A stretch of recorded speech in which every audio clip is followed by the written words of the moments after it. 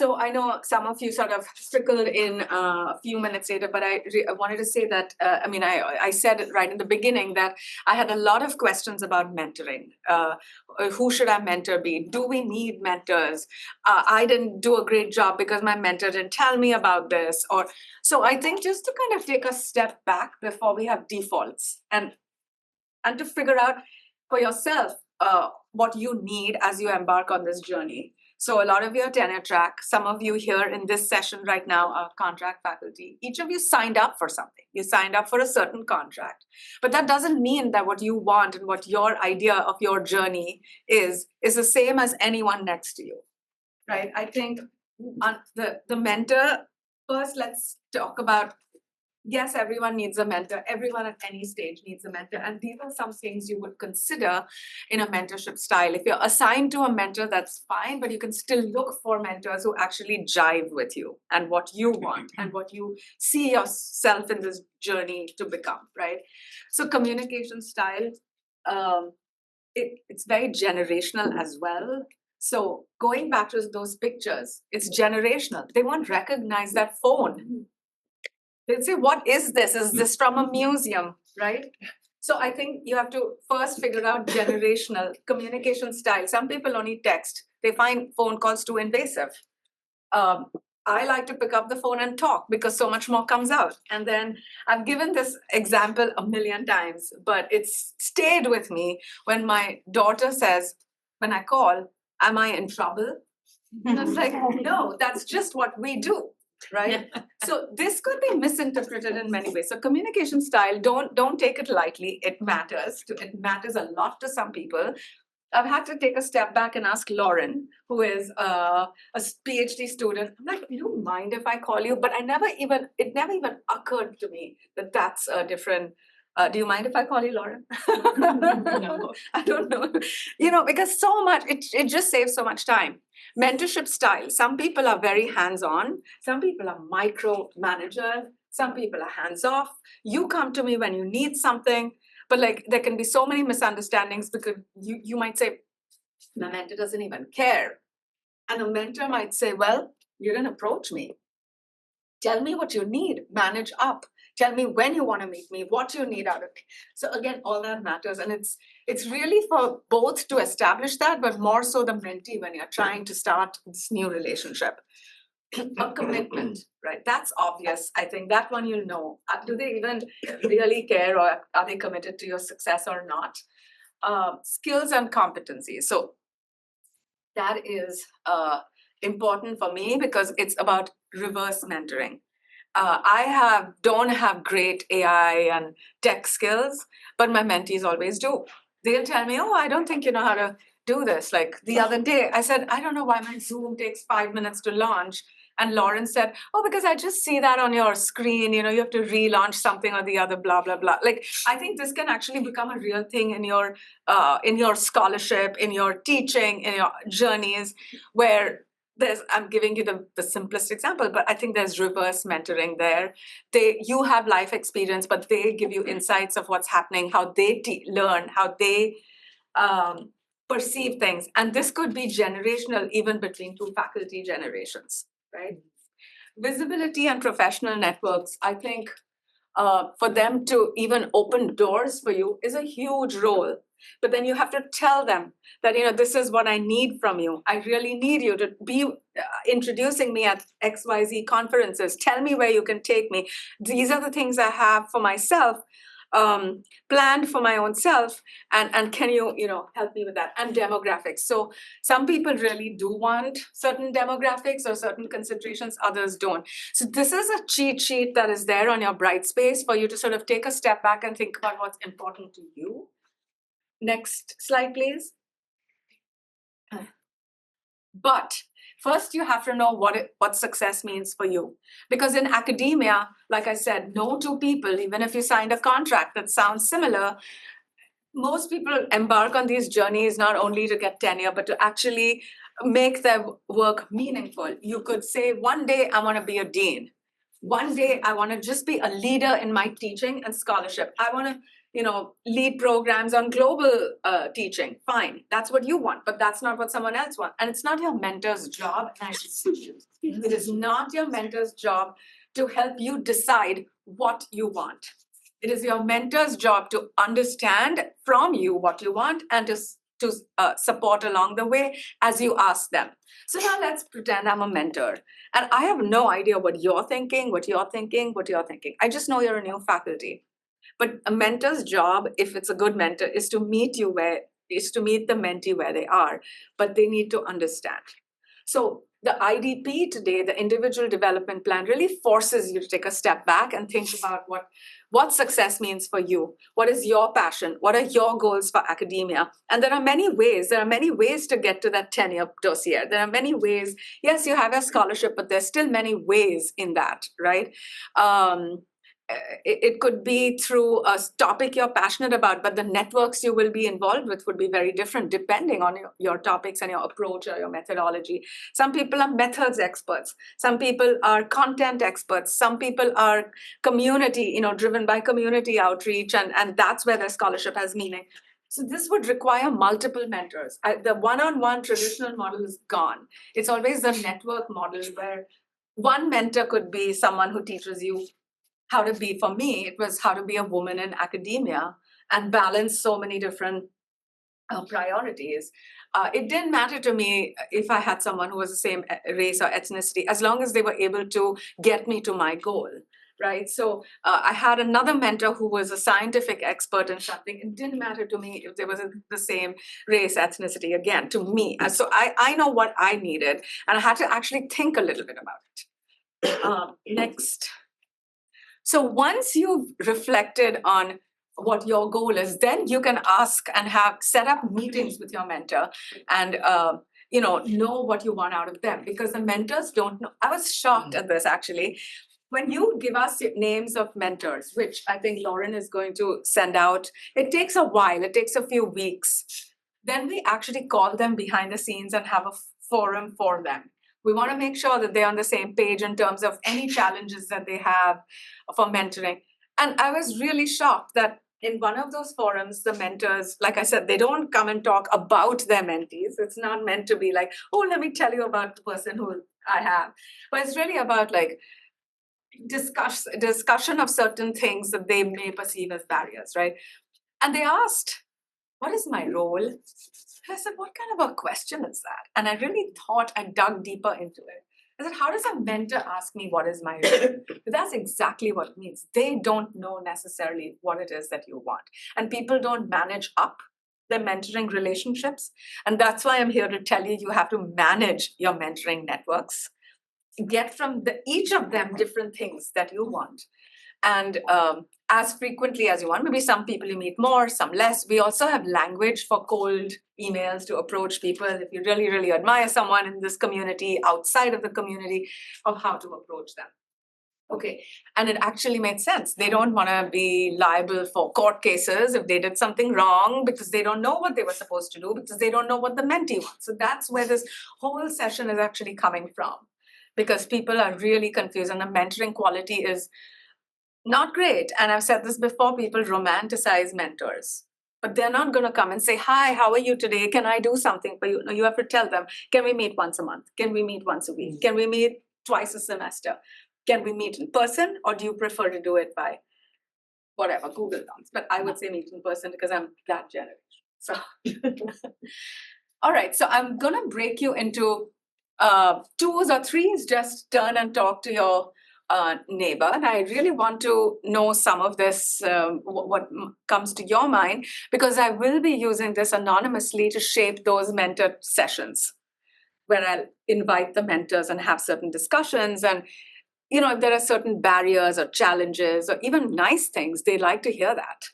But this is very helpful for each other and for me. So let's give you how much time? Maybe like 5 to 6 minutes to just discuss each of those or think about those questions. Starting now? Starting now, yes.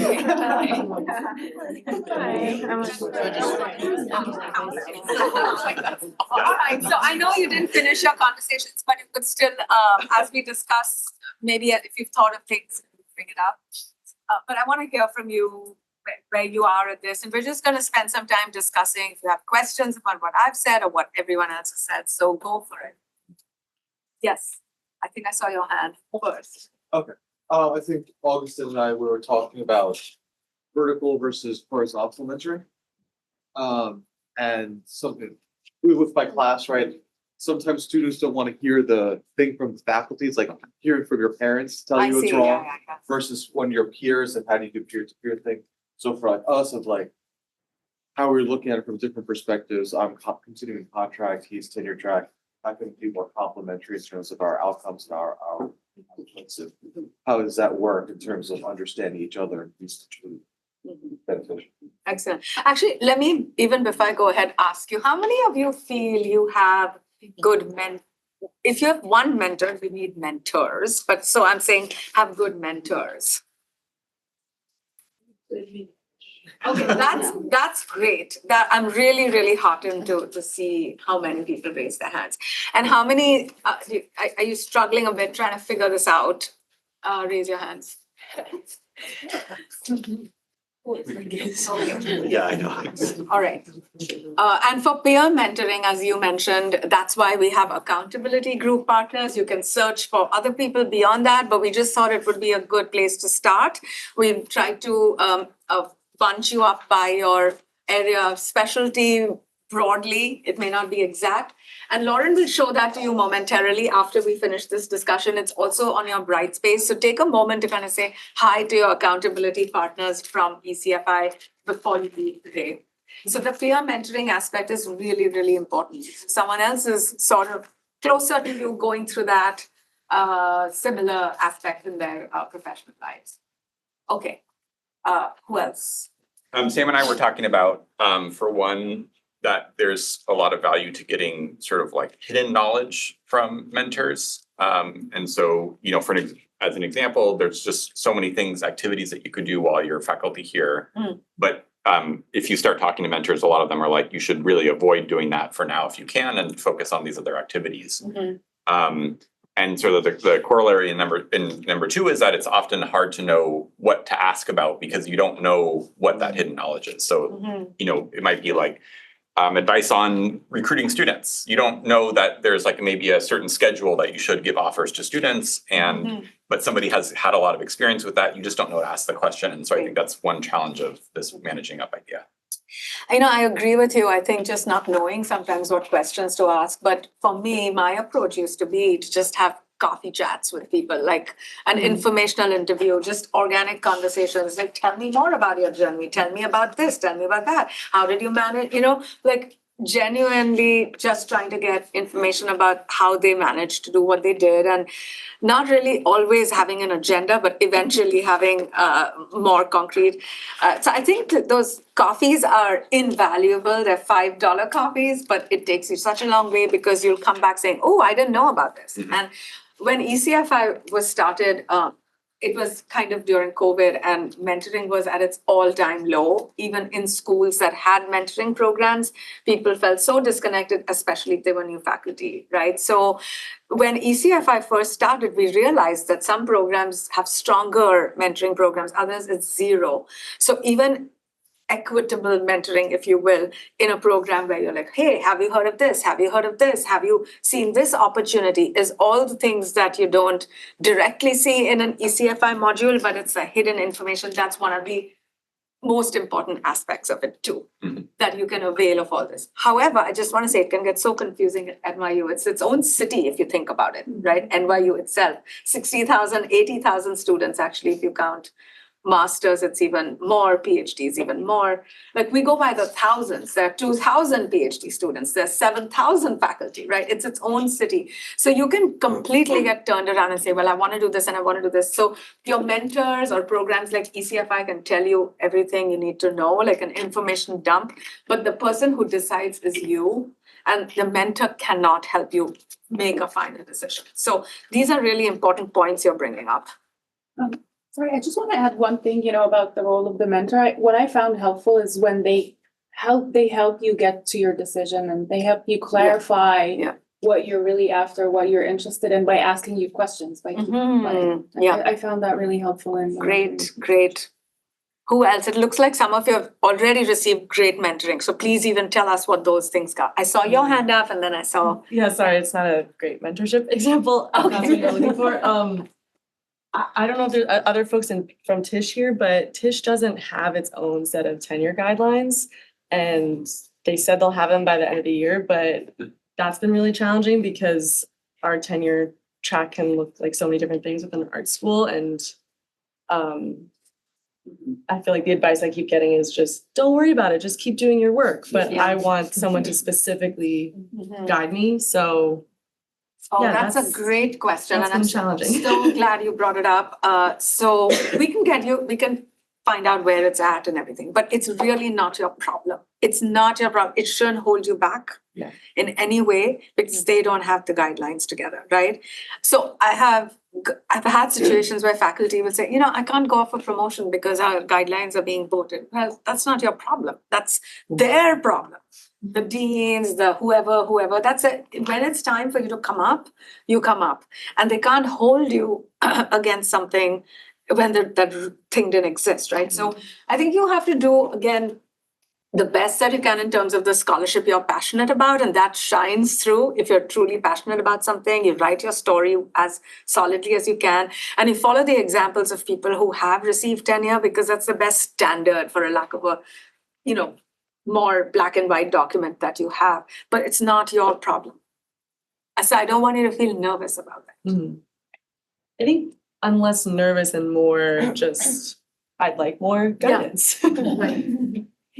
I think it's a tough situation, but again, having coffee chats with those who have been successful will really help you because you'll get all these tricks and strategies that they pulled off, and it's really important.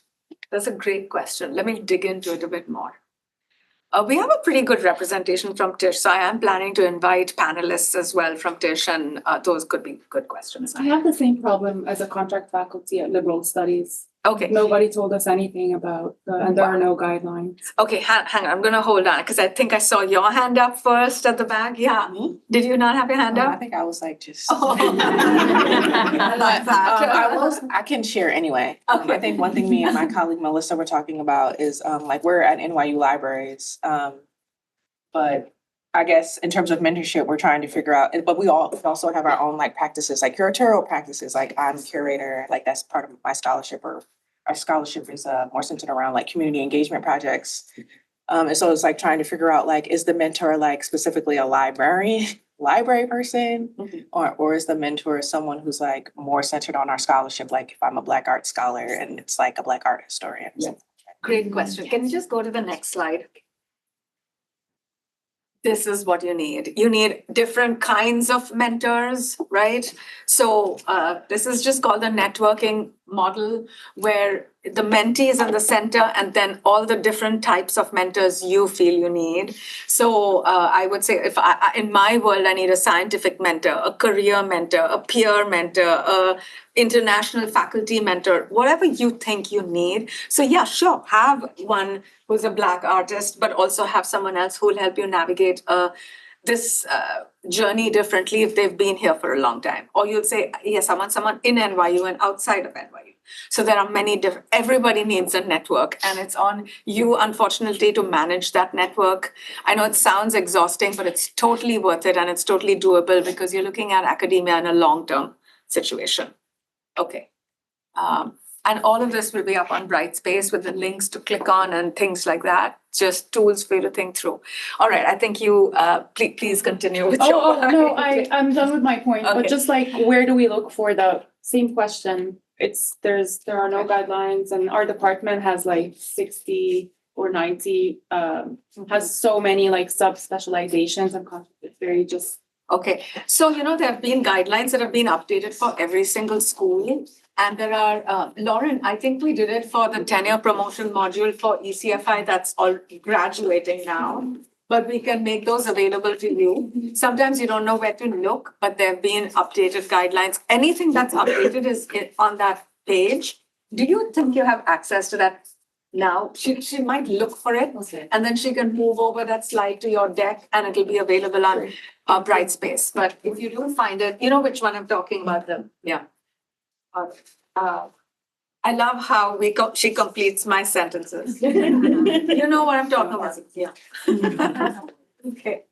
Who else? Did you have a hand up? Yeah. Yeah, I was gonna give an example of like good mentorship. Great. probably, And then where I kind of struggle too. So I'm in Gallatin and Gallatin is a weird place at NYU. Some of us still are figuring it out. But what's good about it is that they have a really strong mentorship program where they take senior faculty Great. and assign junior faculty a mentor until they are tenured. And so that's really helpful. But on the flip side, we're all kind of a hodgepodge of different disciplines and stuff. So then that can be troublesome. And for me, one of the things I expressed was that I have a lot of really good like friends and colleagues that are my level, like just finished and navigating the tenure track, but not a lot of like senior outside of Gallatin, not a lot of senior tenured folks. And for the work I do, I'm at like the nexus of like Black and Indigenous studies. And there's not a lot of us in the academy across the US. I mean, globally, really, but there's not many of us who work at that intersection. And so and a lot of us are new. Yeah. And so we're like, how do we kind of navigate two fields plus our disciplines and all that is, yeah. You know, you also bring up a great point because I think a lot of us, including when I came here, my program was very small. I don't want to use the word insecure, but I was just unsure of like we're such few people compared to, like, say, in medicine where there's so many, or something, a law school, something like that, right? But I think it's NYU's commitment to expand in areas that are important, and then to see how that would be developed or expanded over time. So again, I think just remember that barely 3% of the applicants actually make it to these faculty positions. They have to give a very solid, what should I say, like recruitment plan. Why is this position to be added to the department? What is the benefit? So it's actually very well thought out why you are all here, right? And it's impossible, and I don't think NYU even endeavors to try and make one set of guidelines or a few sets of guidelines for everybody, because they actually want you to have those different areas of scholarship and expand out their portfolios in different ways. So it creates this tension between we don't know exactly what we're supposed to do and giving you the freedom to expand out in different areas. But having said that, the fact that you're here and there is this uncertainty in this field, I think it gives you scope to solidify it. It's your opportunity to actually expand the scholarly area or the teaching, the coursework, and solidify it and say, this is my contribution. And I figured out when I was telling my story that, hey, I'm the only one who started global nutrition programs. No one did global stuff. And I was like, well, no one does what I do. But then on the other hand, guess what I've come up, guess what I've created here. So I think there's two ways to tell the story, and everybody is unsure, right? Because you're sort of learning as you go through the job. But all these coffee chats and all, meeting people inside and outside and going to even things that are vaguely related based on the example that we did will really help you. And Gallatin is as you said, a hodgepodge, but then you'll have expertise in other schools that you can rely on. So I'm thinking, wait a minute, why do we have 35 biostats courses at NYU? Like one is here and one is there and one is there and one is there. But that also helped me realize that, each one has a tailored context, but then there's also people I can rely on and talk to and reach out in other schools and expand my networks. So I would see it as an opportunity. Yeah, I do. Yeah, I do. great. Just a confusing one sometimes. Yes, I agree with you. Yeah. Yeah, who else has anything to share? Maybe go back to the previous slide, please. Yeah, I guess it's just in the conversation that we were having, we're just kind of talking about vulnerability and mentorship. And one of the things that came up was just, sort of like being a new parent or kind of these challenges and how much to, there's kind of a uncertainty about how much to share about that. Yeah. Especially if someone's in your department, it's a mentor in your department especially. So Yeah. how would you sort of recommend navigating that kind of stuff? I think it depends on what kind of a person you are and how much you don't mind sharing. I'm an open book. I'll say what I feel and I really like to be my authentic self, but I can also understand if people are hesitant depending on the kind of person you're talking about. So I didn't make bones about the fact that, sorry, today I have to bring my child to class because I got ditched for childcare. Like, tough luck. Because I have a life too, and what should matter is your professional outputs, and I won't say it that way. I know I'm being recorded. But you have to manage things, and as long as they know that you're a contributing faculty, that you're not trying to hide and just not show up and not doing your work. Like, I think so many dynamics kick in there. I don't think it's something that you could keep using as an excuse, obviously. I mean, not you, but generally. But there are situations, and everyone is human. Even they'll have situations like that. So no matter who, the president of the university is also human, right? Like, if you always approach them from the human side of things, I think it becomes a lot more comfortable. That's just my 2 cents. That's the kind of person I am. But there are private people. I know my husband would say, like, God, you guys give too much information. And I said, well, it works because I feel like the trust develops better that way. And this is a long-term trust relationship. The trust has to be there. So if someone's telling you, this is not going to work, I don't know what you were thinking, in a nicer way, or even in exactly this way, if you trust them, you'll take it the right way. But if you're saying, oh, this person just wants me to, I think a lot depends on that foundation of the relationship. Who else? Ask me any questions about, like, assembling a mentoring team, or if you've been hesitant, or what you see as barriers. I have a question about how you train mentors. Because something that comes up is also in exposing ourselves. Mm-hmm. It's also what is not written and not even verbalized, but as a minority woman, non-American-born citizen, I've found myself more times than I can even recollect, confronting, somebody who seemed to have a very clear idea about what my potential and my limitations would be.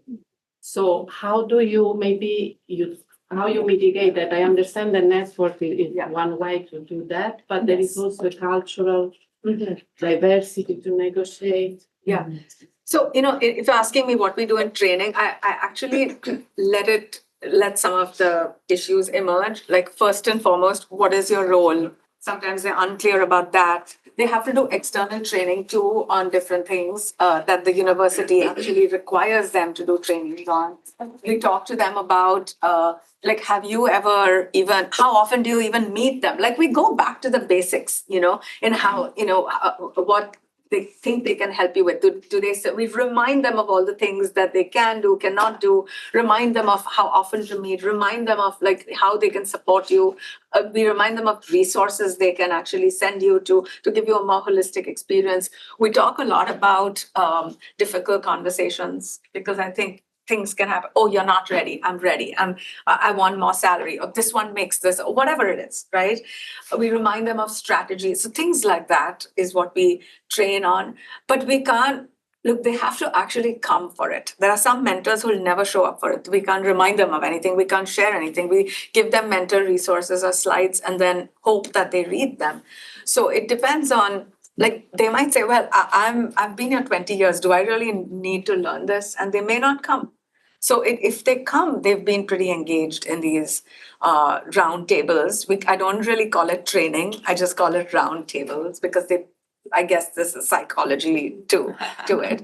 But we discuss a lot of the issues that I'm hearing here. And that's why I need to know, like, what are the biggest barriers? Is it their time? Is it their unavailability? Is it that they just don't know what their role is? Is it that they haven't really been effective? Is it that they're using your time or leveraging your expertise, but not actually giving credit? Like, what is it? Or it could be the other way around where they are too much in your face and are micromanaging, you know? So there's a variety of things, and we just have these honest discussions and hope that they will take away things repeatedly. We have a few. So. But we first don't know who they are. We're going to ask you for that information, but we'll ask you for that information after it's sunk in and you solidify. We'll need at least 2 names, and you would have a peer mentor in your schools and accountability partners in your program. So that's how we hope to set it up. Yeah. So in terms of preparing our mentors to be contacted by you, do you have suggestions for, a very real situation in which one of your mentors may be on sabbatical right now or on parental leave or something like that? So hopefully they'll come back because there's a long journey. Of course. But they'll come in the back to meantime- a strange email in their inbox.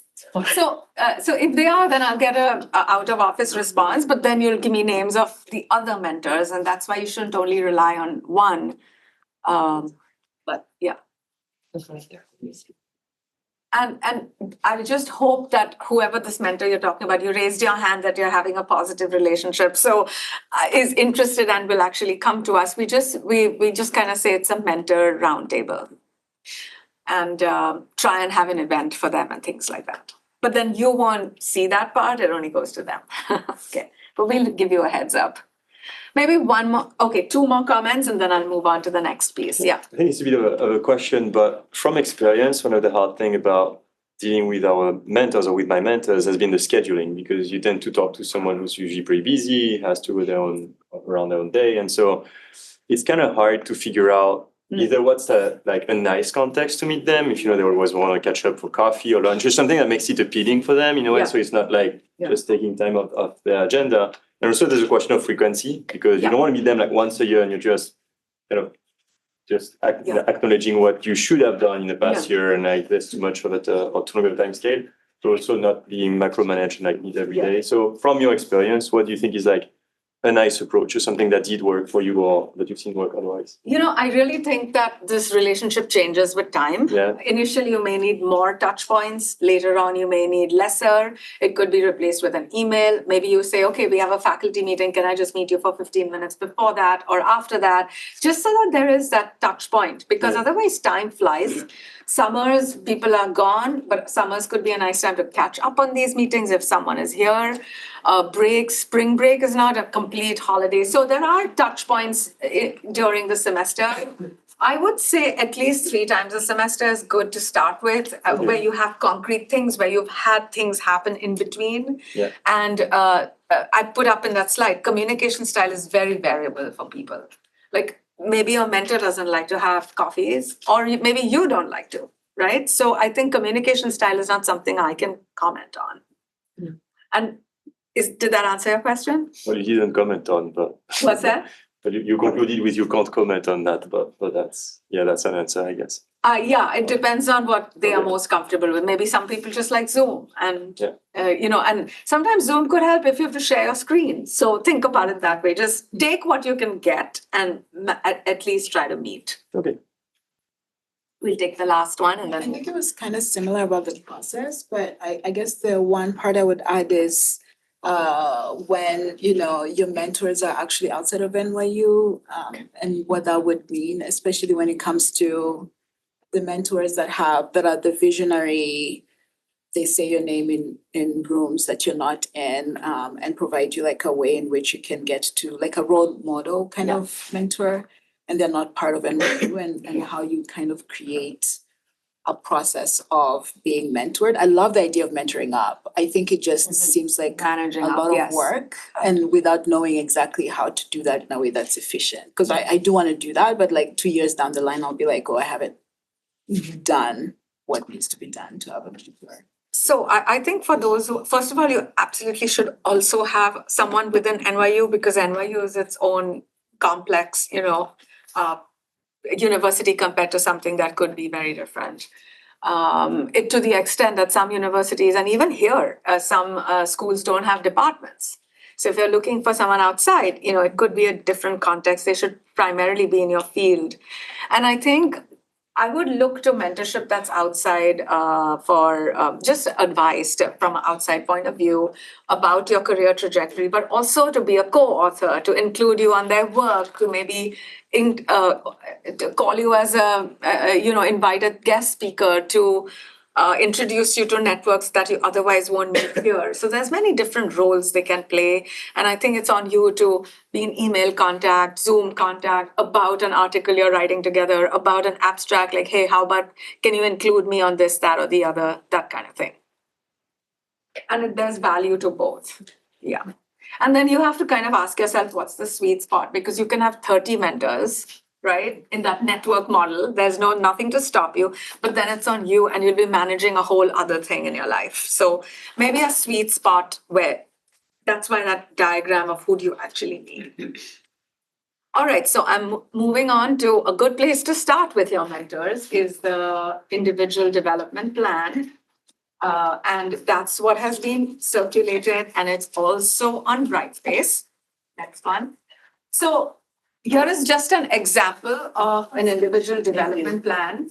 Some people like to scribble in very few bullet points. Some people really like to have it well developed, but it gives you a clarity of what you want to do this semester, this year, or for the next 2 years, however you want to break up your tasks. This is a really good place to that answers you. What is my success? What is my goal? What is it that I want to accomplish in the short term? Where do I really want to be? It's always working backwards. And this is for you to, just as an example, it's not an example everyone likes because there's multiple different types of templates available on the internet. Maybe your school might have one, but they may not. Most likely may not. But the internet has a lot of things that you can actually do online and save online. And there's a lot of tools for this type of thing. But the idea of this is to invest in your own self and save yourself the trouble of doing something that is not aligned with your goals, or save yourself the trouble of not going off in various distracted directions if you can use this as your North Star. And this is a really good place to kind of start with your mentor about. And it helps you decide how often. It helps you can share this, you can highlight stuff and say, these are the first things I want to focus on. So we've just given you ideas of how you can do this for yourself. And perhaps in your first accountability group meeting with your accountability partners, you could share out what you want and keep each other accountable for some of the goals at the end of this semester, which is actually tomorrow. I feel it's almost come, the end of this semester, but at least till the end of next semester. And that's helpful to know that someone's actually saying, hey, what did you do? You said you would do this. Have you done it? You can be plus minus in a range, but I think it's helpful. Next slide, please. Lauren. Okay, so you have the template and instructions. Next slide, please. Do you want to show them their accountability partners at this point? Yes. Yes. I have a question. Yeah. About the IDP. Yes. Can we go for the question now? Yeah. So my question really is about, sometimes, for example, a lot of the factors that shape these outcomes are outside of our control. Like you send an article to a journal, especially in anthropology. Yeah. You get a response back after 9 months. So so if you can share successful ways of dealing with that, having maybe, 3 articles at the same time instead of one. Well, so I think you should have multiple. All of us are professional jugglers. We all are. So you have things at different stages happening. You're either developing a course and then teaching a different one, which is already developed a long time ago, or starting an article or writing a grant or submit. So there's always something. And this is a living document, which keeps changing. But I think the overall goals you'll hit, something will work out of the 6 things you're juggling, right? So I think kind of spacing out. And that's why the planning is helpful. That while I'm waiting for 9 months, I'm going to do this, this, this, and this in the 9 months, right? I'm going to develop this course, or I'm going to finish writing my grant, or I'm going to work on a book chapter, whatever you have, or I'm finishing an art project, right? In the 9 months because I've already submitted. So I think it helps you juggle more effectively. But I don't think anyone is not juggling. Yeah, it's not just about the juggling, it's that they never tell you when they're gonna get it back to you. So you could, it's just like you're working Yeah. on 5 things and then suddenly you get like the 6th thing that needs to Right. be submitted.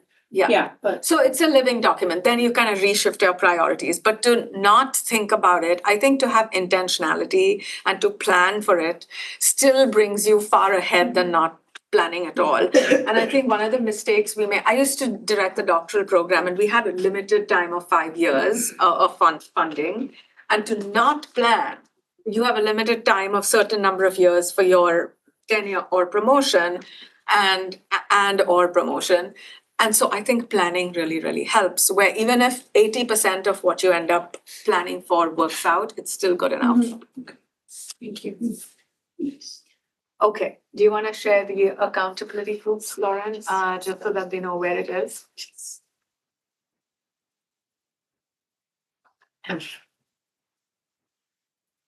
So there are groups for where the first person's name is highlighted. We just randomly did that because the whoever the first person is in charge of at least getting the group together, okay? And then after that, you can decide if the same person wants to get the group together. Look for your name in these groups. I just wanted to show you that it's there. And you can look for who's in your group, and the person who's highlighted will get the group together for the first time. We hope that you'll get together in the next couple of weeks after you've had a chance to. We've tried to do it by. Okay, that's fine, Lauren. I don't think they're gonna find all the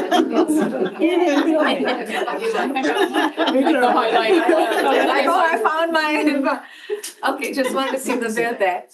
And then, so I think the homework for you is to take a step back, whether you're traveling or sitting in your bed, just think about this IDP, right? Like you don't really need to say, I'm gonna carve out all this time and keep developing the IDP. Think about your mentoring situation. See if you wanna reach out now or when the time is right over time. This is like a slow process. It's a marathon, it's not a sprint. So we might change our mind a few times. We may stop for water, whatever it is, right?